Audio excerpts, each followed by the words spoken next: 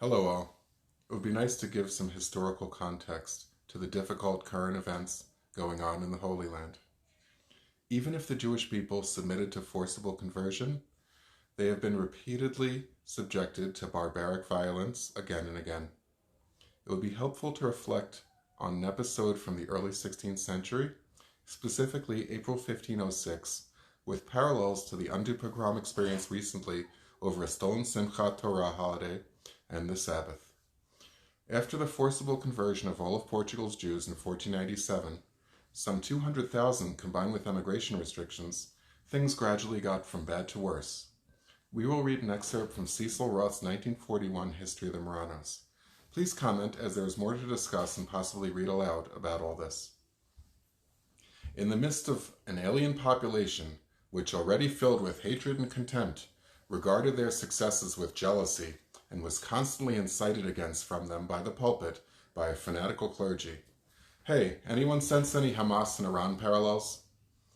Okay, page 64, History of the Marranos. In 1503, the harvest was scanty.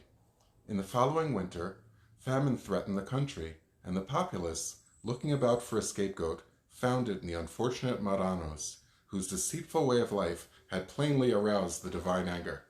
On Whit Sunday, a quarrel between some new Christians, Cristianos Novos, and an insulting band of youths in the Rua Nova in Lisbon led to a popular outbreak which was suppressed only with difficulty.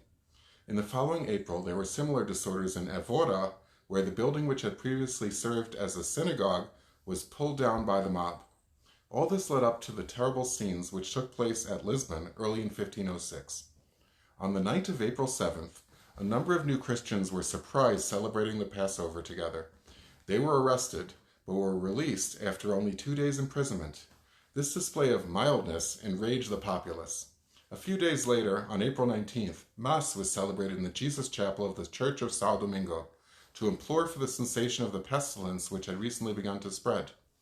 A crucifix which stood at the altar was observed to be unusually luminous. Those present, wrought up to a high pitch of religious enthusiasm, asserted that the phenomenon was caused by a miracle. A new Christian among them tactlessly laughed at the idea, saying that nothing more extraordinary was in question than the normal refraction of light. His skepticism was taken as being equivalent to blasphemy. He was dragged out of the church, and hang in and remain strong, sweet subscribers.